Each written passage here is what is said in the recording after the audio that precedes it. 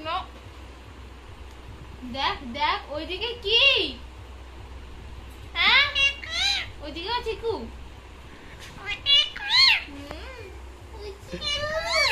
চিকু ছাড়া আর কিছু বলতে পারো না তুমি